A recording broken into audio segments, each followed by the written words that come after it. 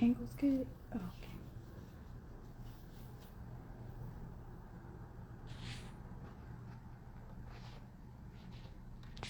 Hello, hello.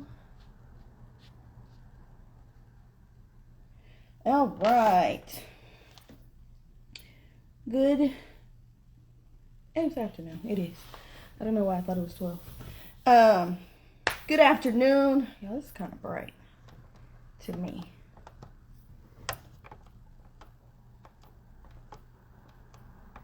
Okay, there we go. Good afternoon. Happy Monday. We are kicking off Mental Health Monday today. We've got a great conversation lined up for you guys today. So let me get in the room. Okay, so today we got a great response from everyone from our last mental health topic last month.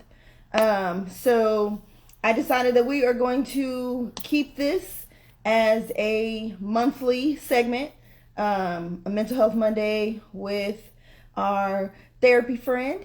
And so today we are going to be discussing imposter syndrome. We're going to discuss the difference between mental illness versus mental health. And we're also going to talk about men's mental health.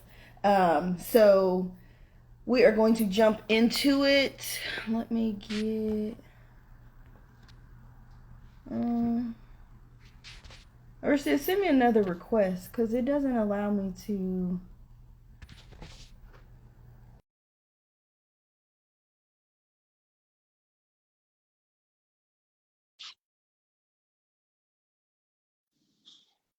Boom. Can you hear me? Yeah. Bro, Instagram be trying. All right. So thank you for joining us today. We're so glad to have you back. Hey, Dobby girl. Hey. So I would like you to introduce yourself again to our audience and let them know who you are and what all you do. Risty Mosley, Puzzle Piece Counseling. I see individuals, couples, families. I see kids too, but they have to be, it has to be a family session. In the Austin area, but I can see any clients in the state of Texas. But let them know your disclaimer. What? Your books is full. Oh, yeah. I'm not accepting clients right now, but I do have a wait list. So, and I try not to keep clients in a long time, but I do have a wait list. But I also have resources too. Awesome. If people need it. So yes, as I stated, I feel like it is so bright on my end, but I'm just gonna roll with it. But It's really not. It's really, fine. I feel like it's just like all in my eyes. So yes, last time we did this session, it was during Black History Month last month. And so the response was amazing. So many people don't know, that's on my fault. But one of Eudemonia's pillars is mental health. So it's great for us to be able to do these segments each month and just different topics and try to, keep the communication and the awareness of mental health, especially in the Black community, and keep people, keep the conversation open so that people are more comfortable and free and able to talk about mental health. So we have 3 great topics for you guys today. So we are going to jump right in. Riz, where you want to start? We can start with imposter syndrome. Cool. Okay. So imposter syndrome, I have to do because, to make sure I ain't giving y'all false information. Right. So imposter syndrome why don't you go ahead and tell us kind of what that is? I'll bring in my notes. Well, it's kind of like the feeling of not being qualified, not belonging, um, just not having belief in yourself all at all times. Like it's that fear of like you don't belong in spaces, and that can be in relationships, that could be at work, that can be in any kind of space. You just feeling like you don't belong and you are not qualified to be there. And your mind will tell you you can't do this because you don't belong here. So you feel like a fraud. I gotta take notes.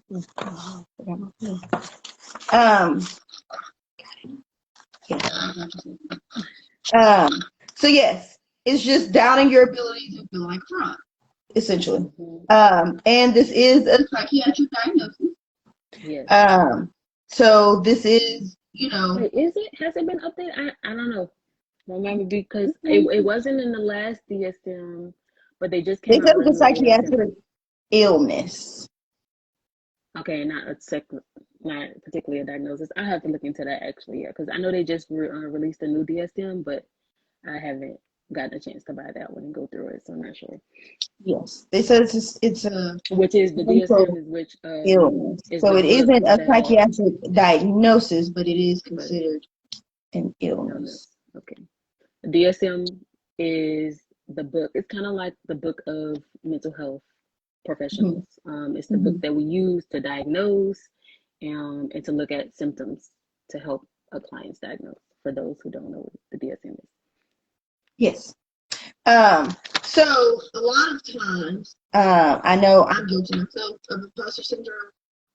We look at others' success, not even other success. We look at other people's lives because they don't even have to be the successful part of their lives. Right. We look at other individuals and we say, I'm not there. I don't do those things. Why? I'm not good enough. Right. And so, you know, I've allowed myself in the past to be like, oh, well, I don't have this like this person, so that means I'm not good enough. Or I don't do these things like that person does, so that means my skill is not good enough.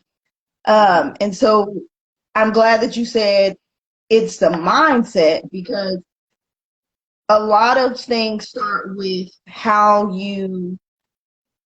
where you start in your brain is kind of where you say. I literally just told my cousin, like, you got to be careful of what you say, because what we say becomes what we do. And then that becomes of how we start to feel about ourselves. Yep. And so like a cycle.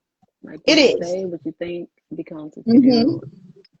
It's like some people, so it's cognitive behavioral therapy, right? So it's all about CBT, basically. It's all about behaviors, thoughts, and then actions. Right.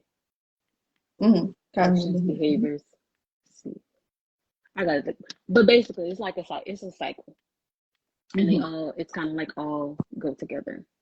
But I think the important part that we should why I wanted to talk about this is because Black people or just people of color are more likely to deal with imposter syndrome. And it's like, what's the word I'm looking for?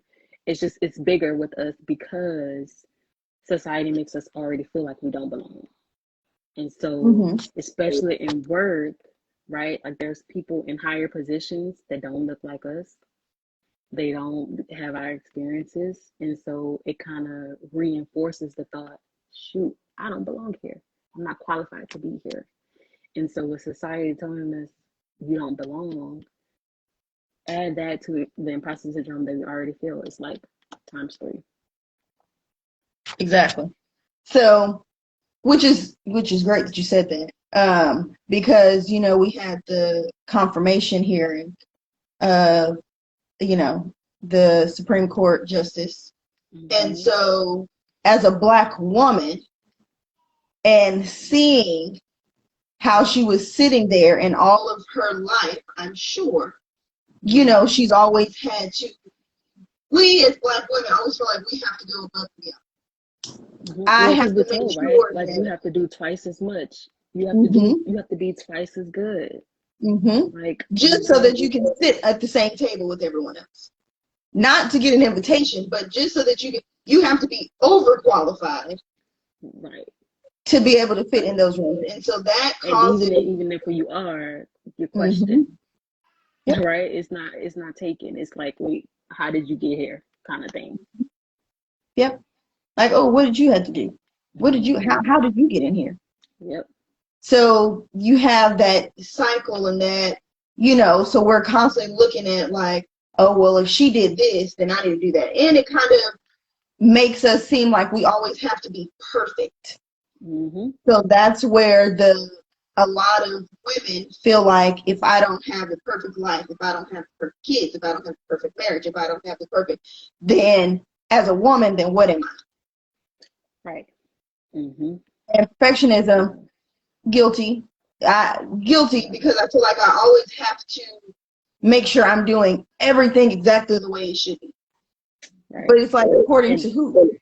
I was just about to say, and that's why I tell a lot of my clients that you need to, when those thoughts come up, you need to question it. Are these my standards? Are these what my parents told me? These are the standards my friends set for me. Who set these standards? If you are not the person who set those standards, then you need to look at them again. Right.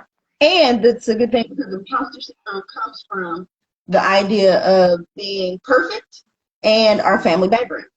Yeah. Yeah. And so how you were raised can sometimes have a lot to do with why you have those thoughts on why you are not good enough. Why do Right. you And feel you like know, it's the wrong? crazy thing is it can be on both ends of the spectrum, right? Because so you can grow up in a house who poured into you, Mm-hmm. who built you up. But then that creates the thoughts of, shoot, now either I always have to be on, I always have to, like, I can't slip up. And then it's the question of yourself, do I really belong here? Or is it because other people said about me? And then you have the opposite end of who didn't get poured into, who had that imposter syndrome, like, oh, I don't belong because I never had the experiences. So it's like, it's important to find that middle ground. Mm-hmm. So for individuals who may be dealing with something like this, or having these thoughts, what are some things that you, as a therapist, would recommend that they can do to kind of help them get through dealing with imposter syndrome? Imposter, I think challenging those thoughts. Now you can do it by yourself. Since I'm a therapist, of course, I would suggest to go see a professional to help you sort through those things because each person deals with imposter syndrome for a different reason. So I think it's important to go explore and process with a professional.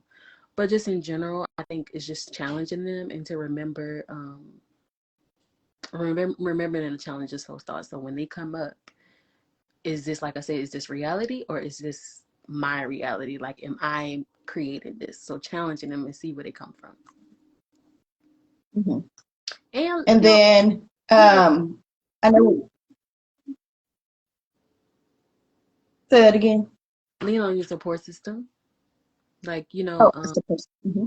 having friends to tell you, like, no, like to call you, like, you doing a good job, like to reel you back in, per se. Yes, that's very important. Having a good system, having a good place that you can really, you have to have a great tribe to make sure that those, if you're not, like people say, you can't pour from an empty cup. So you have to be sure that you are taking care of your own mental before you try to give to somebody else. And so that may mean that.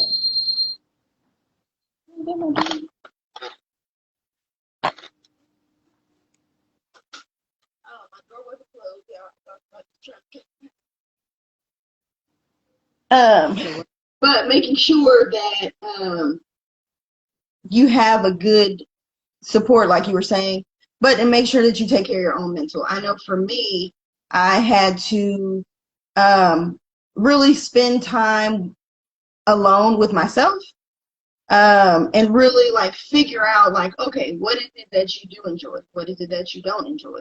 Where did these thoughts come from? Where did these feelings come from? Do you really feel like is that what you truly do? Like you were saying, is that what you truly believe? Right. Or is that what you've allowed yourself to believe based Right. on what you've seen? Which are great. That's what I'm when I say like challenge your thoughts. That's what you're talking about is Mm-hmm. exactly what I'm saying. Is that's kind of what you need to do. Just have that reflection with yourself. Yes. So I also want to, I know we'll talk about it at the end, but some resources that individuals can get to for them to find a therapist. I know we mentioned them before, but if you would just share with everyone, like, where are some great places Yeah. that you would recommend to find therapists? If I'm gonna say like for Black or people of color, I'm gonna say like therapy for Black girls or therapy for Black men. There's also Psychology Today, and then like your local mental health authority. So if you search like Google mental health authority, your area, you can find some resources. I didn't know that was a thing. Look at me, I learned something. Well, now mental health authorities are usually for people who have mental health Mental diagnosis. actual. Oh, okay, It's that yeah. makes sense. Because I was like, that sounds like okay. Mm-hmm. So yes, let's actually segue into that as well. So let's talk about the difference between mental health and mental illness. Right. So I feel like, whew, they get in like interchangeably used a lot, but they're not the same. they're not the same. Mental health, everybody has mental health. Everybody in Mhm. the world. Everybody has mental health that they need to take care of. Mental illness is you have a diagnosis, like you've seen a professional and they've diagnosed you with something, anxiety, depression, bipolar, just any type of diagnosis, then that is a mental illness. So that is really the difference. Everyone has mental health, not everyone has mental illness. What do Yes, you and think that is a what very. about that? Say that again. I said, what do you think what are some common questions people have So about that? I know for Hey, me, Tiff. working in the ER, as we see mental health problems a lot.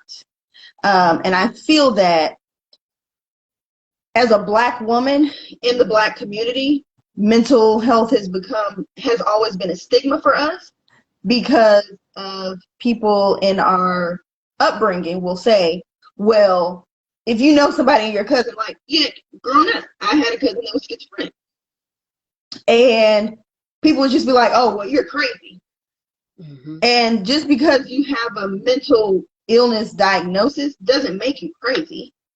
Right. But that's the biggest stigma that is associated with mental health and mental illness Mm. is you're crazy. And and it goes. I can't remember the year, but I watched a documentary on it. It goes back to the original times when they were putting people in the crazy house, right? Like if you had a mental illness, you had a mental diagnosis, everybody went to there. And so it's like trying to break away from that stigma because you can't control what's chemically in your, like your brain, the off balance. It is an imbalance. The chemical Some of them, it imbalance. is a chemical imbalance. And that's not something you can control. So I think just breaking away from that stigma, but it goes all the way back to the beginning when they were putting everybody in the crazy house. And putting people in straitjackets and making people, like seem like in the movies and the shows that they put out on, psychiatric facilities that, oh, it's just all this white. And I think a lot of times that's what people are afraid. A lot of people are afraid of people that have mental illnesses. They are terrified of them because it's what has been programmed to us and what has been shown to us within TV and social media and just out that people are crazy. People that talk to themselves are not always crazy. I tell people all the time. I talk to myself all the time. I have great conversations with myself, actually. Okay. Yeah. But people will see those people and they'll just be like, oh my gosh. And I'm like, what about that man talking to himself make him that he a fool? He ain't coming, he ain't talking to you. Right. Right. Like, right. And, working my background I started at a county hospital, working in the ER. So that was my first experience of really like what true mental illness looks like. And I think that's why a lot of people try to use them too interchangeably because they haven't seen what it really, really looks like. Right? Because everybody, oh, I got OCD. Oh, my anxiety is acting like everybody don't.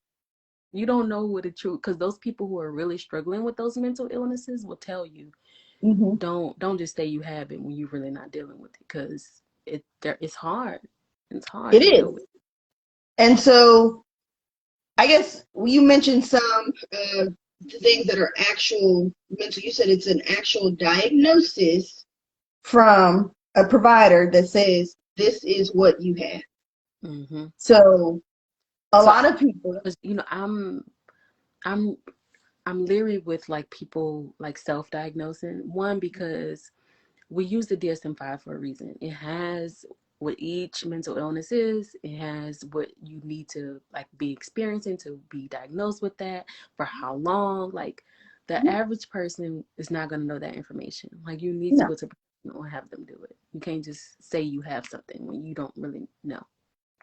Yes, and your average, not taking away from anything that they do, but your average primary care doctor cannot diagnose you with that. They don't have the range. Now, I'm all for going to your primary, right, and telling them some symptoms you're having, and them Exactly. trying out some stuff, but Mm-hmm.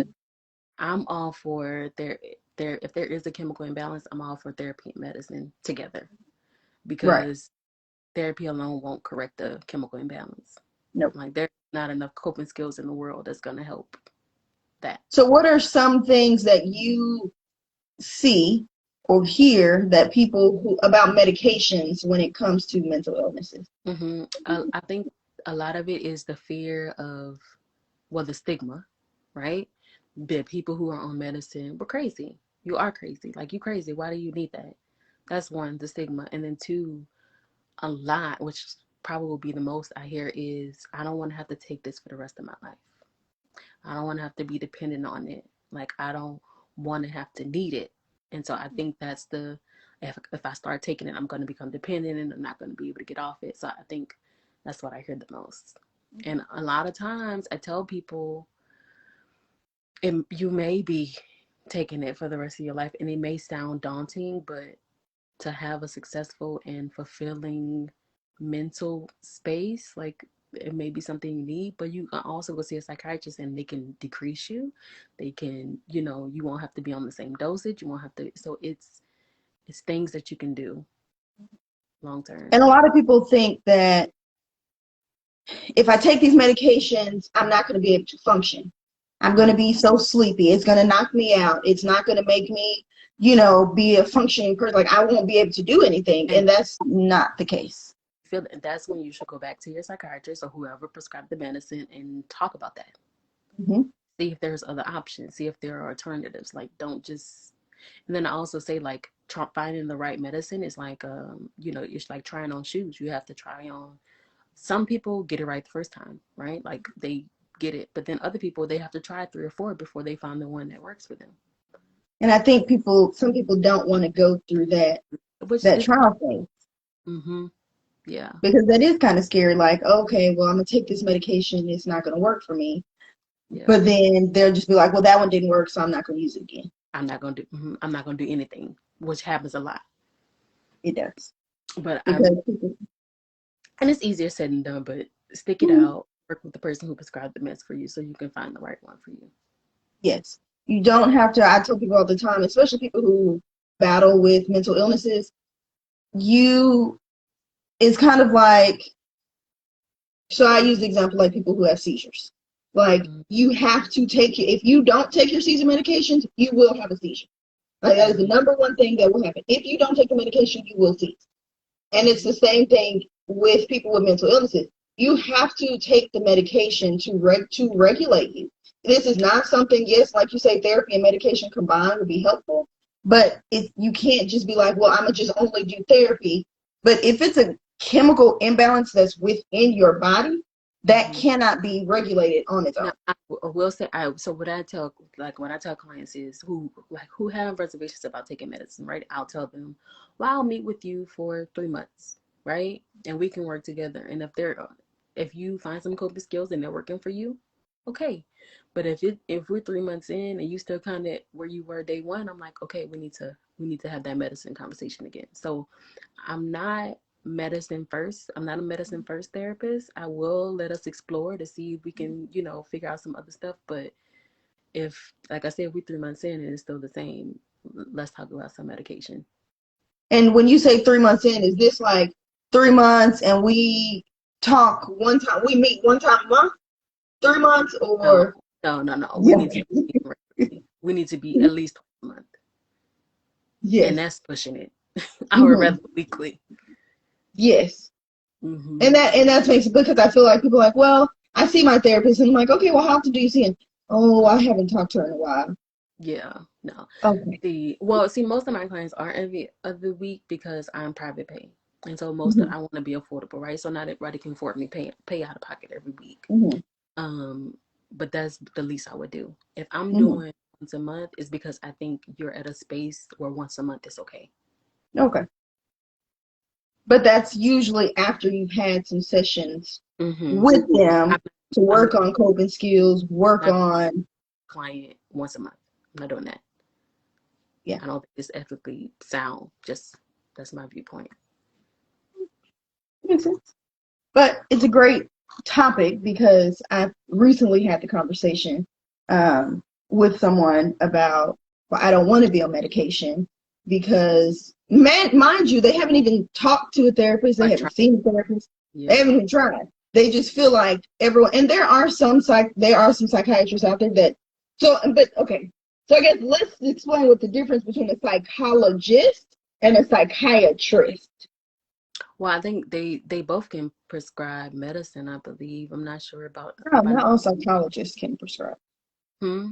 Not all psychologists can. Yeah, but if they're a PhD, they can. Or yeah, if the psychologist is a PhD, then more than likely they can. But the psychiatrist, that's mainly their lane. That is their lane. Yes. Medication is their lane. Meds.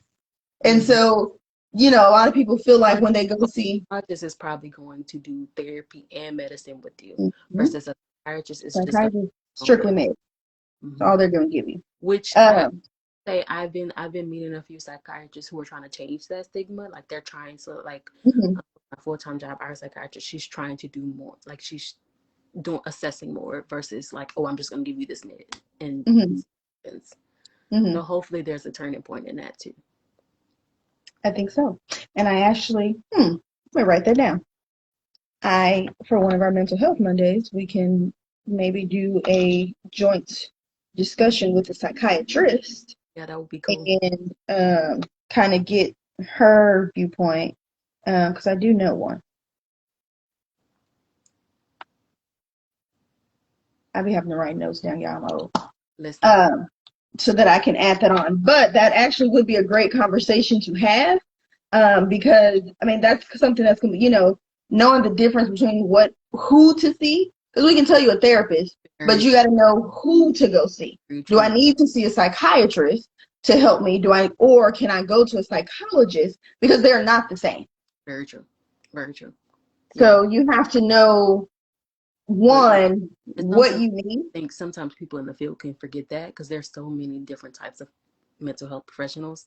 Yep. And we just have our initials behind our name, but I think it's important to. So when, like in my intake, I'm telling clients that I am a marriage and family therapist. So I think systemically. I think about how your whole life affects what you brought into my therapy room, whereas someone else of another field, they wouldn't, like a social worker, or we all think a little differently. Like we all have the same goal, but we just approach the goal differently. And that's important. It is. It's very important.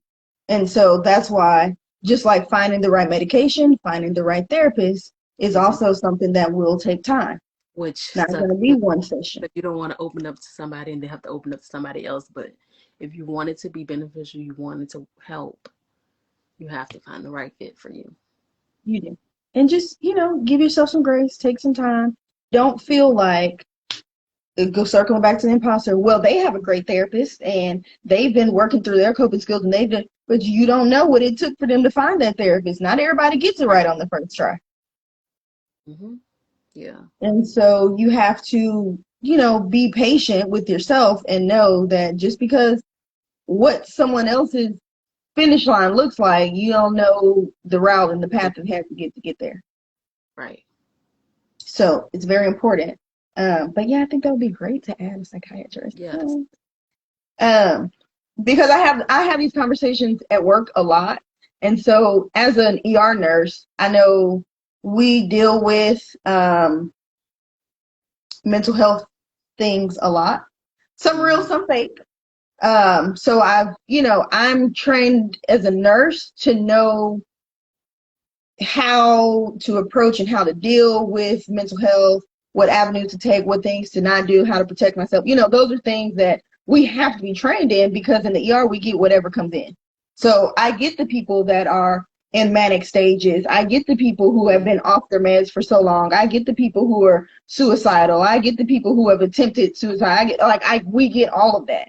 Right. And so working at different facilities and working at a county hospital where we had a psychiatric ER was very eye-opening to me. But I also saw the other side where there are people who use the system because they know that we can't turn them away. If they come in and say certain trigger words for us, they know that we have to treat them and we have to do X, Y, and Z because they said this, and this. Right. So right. It's very important to make sure that, as a healthcare professional, that we always have to keep the judgment at bay. Right. Is what I'm trying to, we just like you have clients that may come in who may have an ulterior motive. Mm-hmm. I have patients that come in that have an ulterior motive. Right. But at the end of the day, we still have a duty to still treat these patients, right, and to still care for them. Yep. However that may look. Right. Right. Whether I believe that you really having a mental break or not is irrelevant, because I have to treat you as if you are. Right. Right. So it's very important to be sure that, mentally taking care of yourself. I feel like now in this phase of where we are, everything is just on social media, just makes everything just amplified. Mm. And so I feel like it is a good thing in an instance, because more people are comfortable with talking about, their mental illnesses that they may have, what they've been diagnosed with, how it has helped them, right, what has worked for them. But it has also, I think it has also caused a lot. Well, I can't really say it's caused. Maybe it just became more awareness. So let me just take a cut at that. Maybe it's just allowed us to have more awareness of what is really there, right, and how we can really help those individuals. Right, right, yeah. Because I'm gonna go down a rabbit hole. I don't want to. Down, we can talk. That could be a whole hour too. On just that, because so yeah, so like she was saying, definitely you need to seek professional help. Mm-hmm. If you are suffering, if you have been battling with a mental illness, and get diagnosed, right, and find what is going to work and help you. You don't have to struggle, right, by yourself. You don't have to struggle alone, and you don't have to struggle in silence. Right. At all. Like, you need an individualized plan for you. And that's what the plan is there to help you with. Yes, because you love treatment plans. I sure do. So, that is the thing. Okay. So, we talked about imposter syndrome, what that is, what that looks like, how you can get help with that. We also covered the difference between mental health versus mental illness, what those are, what you can do for those, how to actually get help with your mental illness. And so our last topic we're going to cover today is men's mental health, which I feel like is a huge topic. And I feel like, after everything that happened yesterday, I said, well, this is going to be interesting today. But that kind of prompted me. I need to go look into it to see if Will has dealt with mental illness? I didn't read his book. My mom read the book. Mm-hmm. So I didn't read it because I have other books that I'm reading. No lie. But from what I was, because I went to a whole hole last night after this happened, a 2-hour hole on Mm-hmm. like, yo, what in the, yeah, deeper than I probably needed to go, but okay, completely off track, completely. Because it was just so outlandish to me, like, what in the Mm-hmm. world? So, Will Smith has always been like one of my, I wouldn't say favorite, but it was like, so I've had daddy issues as growing up, and so Will Smith always reminded me of my dad.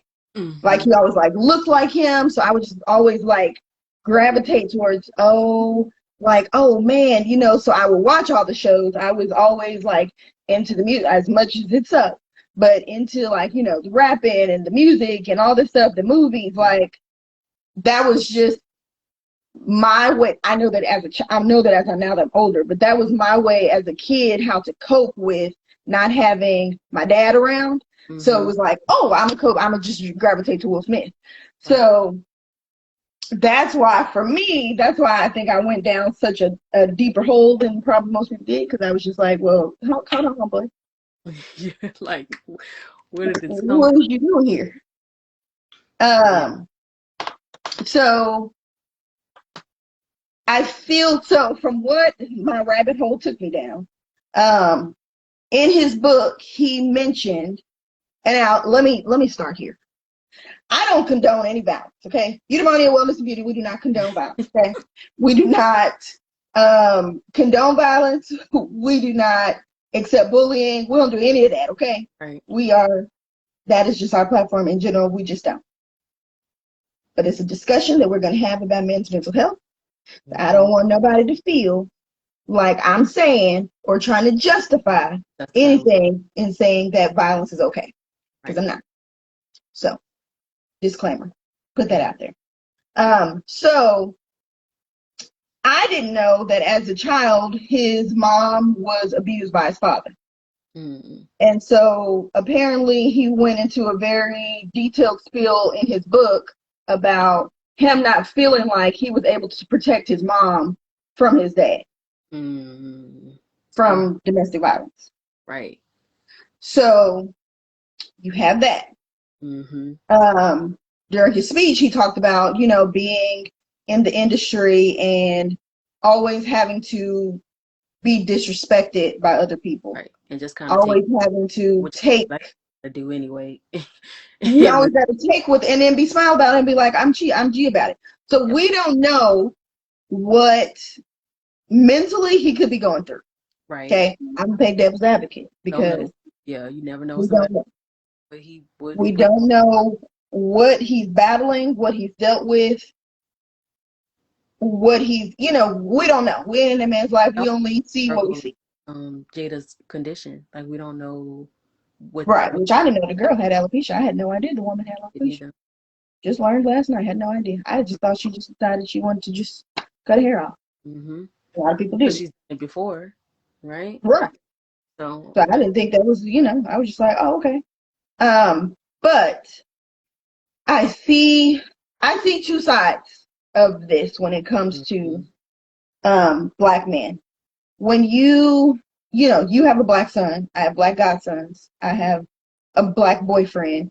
Mm-hmm. It is a different weight that is put on black men that we as black women will never understand. We would never understand it. We'll never understand what it's like to, be targeted, what Mm-hmm. it's like to, feel like you always have to go above. We can understand a little bit, feel like how we feel like we have to go above and beyond to prove ourselves, but it's Right. I different. mean, we have some of the same struggles, but they look different. Hmm. They are very different. They don't show up the same. We can empathize with it. Hmm. We deal with our own struggles, but Right. we know specifically what they carry around, no matter how Yep. much. Nope. And it's important to be sure that we have these conversations, especially with our. Oh, are you frozen? Oh, there you go. You was frozen. to be sure to have these conversations with our Black boys about,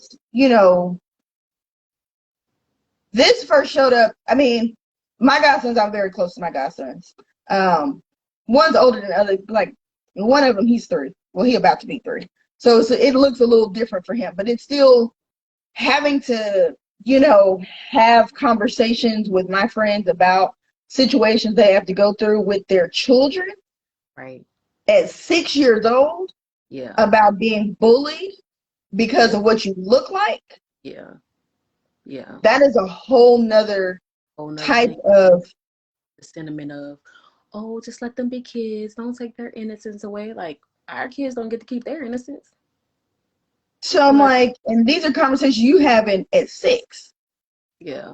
Sometimes it starts earlier. But that was my experience with my godson at 6 years old, having to have that conversation about why a white boy is talking to you and calling you names that are offensive and what that means. And, finding the balance between, oh my gosh, how do I teach him to, yes, you have to stand up for yourself. Right. But you also can't take it to the extreme because then it'll have the negative repercussions. Right. Mm-hmm. It is a fine, fine line. And I feel like the situation with Will Smith, he's a Black man. Mm-hmm. It doesn't matter what his fame and what his status is. At the end of the day, he is seen as a Black man. Yeah. So I do understand wanting to protect your family, but I mean, it's a double-edged sword there because, Will, there's been other times of disrespect. There's been other times where you needed to protect your family. But I think that the piece that we don't know where he is currently comes into play. Exactly. Because maybe he was in a better headspace when all that other stuff happened, and he was able to keep his cool. Could be. This time, it was like a bomb. Yes. Wow. And he went off. Okay. So, in no shape, form, or fashion do I feel like he should have handled it that way. Yeah. Yeah. I don't think that was But I can't judge somebody and say, oh, well, if I was me, I would have, because I don't know what he's dealing with. I don't know where he is currently. I don't know nothing about that man's life. Right. Other than what I see on TV. Right.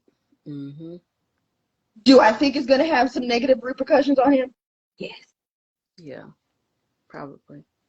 Is he going to have, but I mean, this ain't the first time that we didn't. So, because of who he is. I don't think it's going to be like a long-term effect because of who he is. I don't know.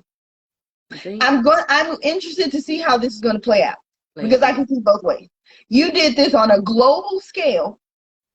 Yeah, especially at the Oscars. Mm-hmm. Global. Okay.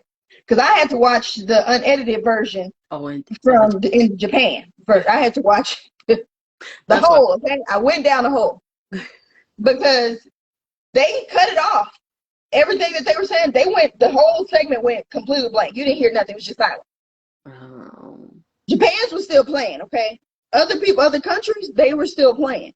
Played it. Well, that's how we were able to hear. That's how I was able to hear what actually took place. Mm-hmm. So it's going to. I'm interested to see how it all plays out because I really don't know. I can see it going a few different ways. It can go either way, really. Because he still won his Oscar. He did, and his first Oscar. Mm-hmm. And people are always going to remember that as winning when you won your first Oscar. Mm-hmm. And that's what I'm saying. That's why I'm like, I have an opinion, but then I'm just like, I don't know. We don't know what the details are. We don't know where he was. We can speculate all day long, but we don't know. We don't know what went into that. We don't. So I have my thoughts. I have my opinions, and I'm always play devil advocate in every situation. So, in one instance, myself is saying, as a man, I don't know, and I literally had this conversation with my boyfriend before I went on this because I wanted to get the perspective from a man's perspective on what that looks like. And on one end, it's like you can protect your family, but you have to do it like that. Right. But in the same instance of, we You can't, can't who are tell. we to say how to protect? We can't tell nobody how to protect their own. You can't. You can't. Yeah, you can't. People gonna do what you gotta let people do. What they gonna do and how they gonna do it.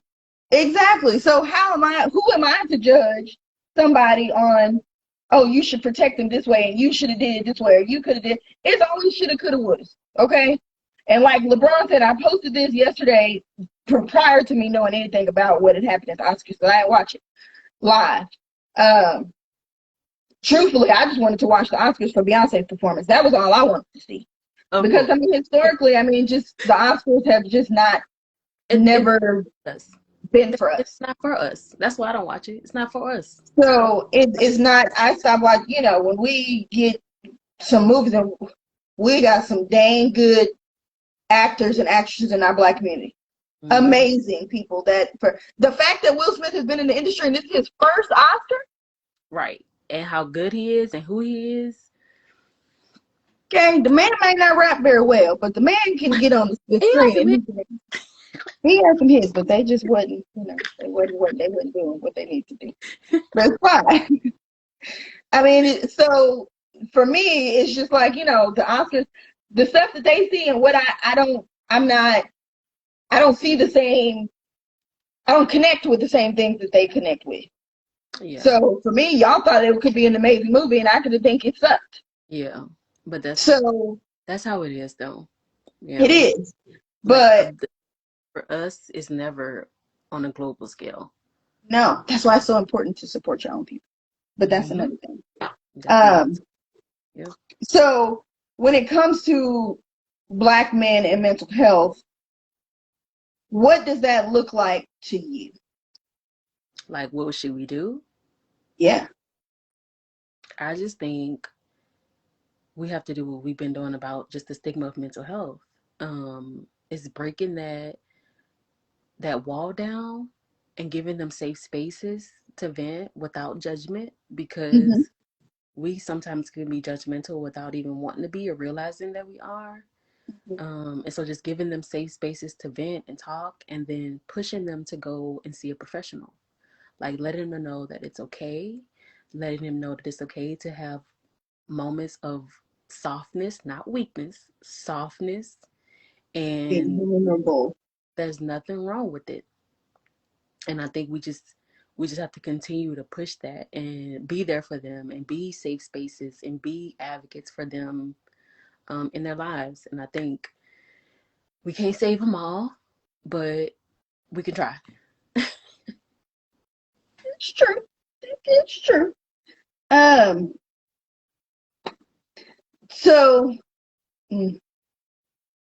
I feel like Black men are some of the hardest people to get through when it comes to healthcare, and when it comes to healthcare in general. They're the hardest people to reach. When it comes to mental health, I feel like they're even harder to reach. So we can talk to them all day long, but how can you really break into really getting them to get to reach them? That's not like we're gonna do this on a broader scale. That's with anybody. Like you just gotta keep being consistent with pushing them and being in a safe space, but you gonna get through to some people, right? So there may be 100, you might get through to 25, 50. That's still 25, 50 more than before. That's what I'm saying. We're not gonna save them all. We might not get that many, but if we consistent and we keep doing what we're doing and we keep telling them that it's okay, we're gonna reach the ones that we're gonna reach. And that's what we have to do. And hopefully over time it becomes more popular. But truth be told, that's what we can do. It's hard. It's just be consistent and keep doing it. Because realistically, how many male patients do you see on their own individually? Oh, so Puzzle Piece is 3 today, actually. Yay. Okay. And over the course of 3 years, I've seen 3. So that came in on their own? That came in on their own. How many have come in with their spouses? 1. Okay. Oh, okay. So I didn't include my spouses. So then if I'm going to include couples, I would say it's been about 8. Okay. 3 is just the ones that's come by themselves. Hmm. Hmm. And do you have conversations with those clients about like what made them decide that they need therapy? What made them Yeah, and decide to it's usually take like a, life circumstances. And truly, okay. I will say 2 of those times it's been the women in their lives that pushed them to Hmm. do it. Hmm. And the other time it was just a life experience that that person wanted. But yeah, it was the so I guess majority of the time it's like I said, that's why it's important to be consistent with just keep pushing it and keep being a safe space, and then maybe you'll get through. But I've probably talked to all of them about what it is, what it's like being a black man, and they've actually taught me a lot, right? Like they've given me some reflection and some insight on what they carry around that I wasn't aware of before. Yeah, and I asked that question because I've had conversations with individuals, and it's more of a life has happened Hmm. and they reach a breaking point, And that's usually 9 times, and probably. then it's just like I have hit below rock bottom. Mm-hmm. I got to find my way out. Because there's That's a reason why the suicide rates amongst men are so much higher. hmm Well, There's they a also reason. they're more likely to be successful than women. Exactly. That's the Hmm. reason. That's why. Yeah. Because they going to go through with it. There's a reason why the suicide rates amongst black men are so much higher. Yeah. Hmm. And that is scary, It is. um, to know those facts, to know that. And it's really like, what is it that we can do to kind of help that? You're right. We cannot, and it's not just men, it's just anybody in general. You can't force anybody to go to therapy. They have to be ready to deal with those I issues. can do is like they say check on your friends, right? Yes, check. But I think the step above that is pushing them to go get help, like Hmm. continuously not letting up on it, not like over forcing them, but just I call it like just Yeah, dropping the don't seed. nag. Right, right. Just drop the seed. Just plant the seed. Plant one time, maybe 3 months later, plant another one, right? And Hmm. all while in between checking in on them, being safe Hmm. spaces, being Hmm. consistent. Hmm. And I think it's important for, women who are in relations with black men, women who have black children, women who, who have black boys. Like, it's important for us to change that narrative with them Change that. because, That's one I of my goals. mean, Like I have a black son. He needs to know about his mental health. He needs to know how to take care of himself. He needs to know that it's okay to have moments of softness. And that's the word. I'm not going to use weakness. I'm going to say it's soft. Like it's okay for right, you to have moments. it is. You can be tough and soft. It's possible to be Right, both. it is. But our black boys are always taught, And don't cry, right. And the don't show world your weakness. right. The world won't let them be. They won't let them be because they see them as threats as soon as they hit a certain age. As soon as they get big enough, they're a threat. They're not little innocent boys anymore. Right. So that's the hard part too. It is. And it's important because, in the generation that we're in, they the children are already dealing with different things anyway than I do. As me, as a child, I didn't deal with half of the stuff that these kids deal with now. Right, I didn't right. deal with it until I was older.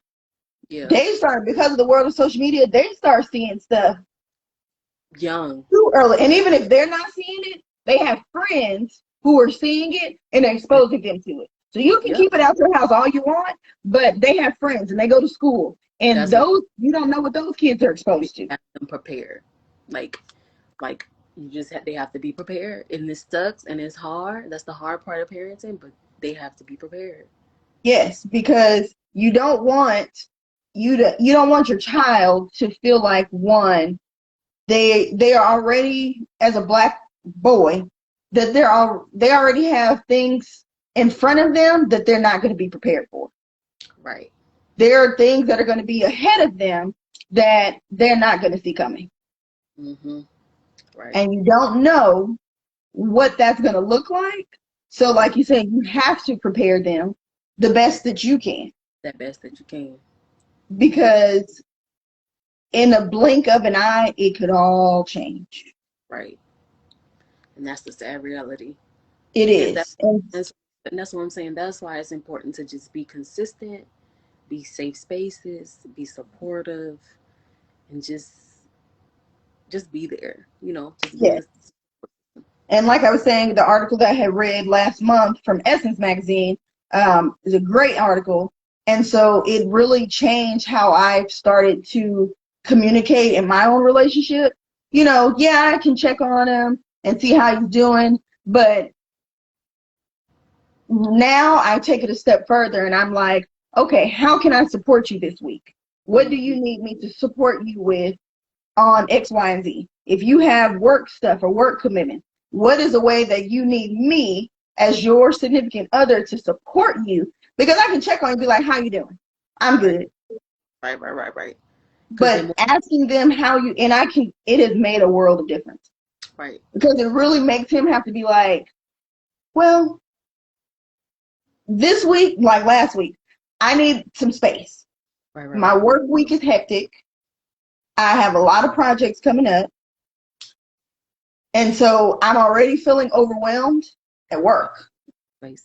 So you just got to just like back if off. you ask somebody, a short, closed-ended question, which is usually yes or no, they're going to give you yes or no. Right. If you take it further, you kind of be specific and ask them directly, that it gives him an opportunity to say, okay, well, this is what I need. Because more likely they won't tell you what they need. No. And I just threw it in conversation just randomly. Well, how can I support you this week? And it's like, oh, well, like he actually looked like, well, shoot. Good. Not since you asked. Since you asked it, then I guess, I guess I could use this. But, every week I try to, I realize that as a woman, I'm always offloading. Like, oh, I've had this and I had this and I had this and I need to have, and then it's a lot. It is. So I have to take a step back and be like, okay, you share with me, how are things going with your business? How are things going to work? How are things? Because a lot of times they're always on autopilot. So they don't take the time to really just be like, well, shoot. I blink and then I'm like, oh. Right. So I think men's mental health is very interesting to me. Because I don't have children, but I have godsons, and I may have a son in the future, and so just what that looks like. Maybe we can find a man, a man in the field to join us with. I want a male therapist. Did I tell you that? I want a male therapist because they're going to push you differently, and I need that for myself. Don't get me wrong. I think I've had a female therapist in the past, and she was cool. But I just feel like I'm a little different. And so I need something a little different caliber. Right. For my mind. I need somebody who's, and I'm not saying all women therapists are emotional. All women therapists are emotional. They have to learn how to separate those. But, most men, they are very, is this or that? Yeah. And I'm indecisive. I need a this or that type of person. I don't need options all the time. So, yeah. Give me too many options that don't work for me. I need, you going to do this or you going to do this. Right. I think that's what works for me. So I'm actually on the hunt for one. So yes, I will look. Therapy for Black men. Because there's a lot of men on there, on that website. I'm looking. I'm finding one. Look, I have a 3:00 client.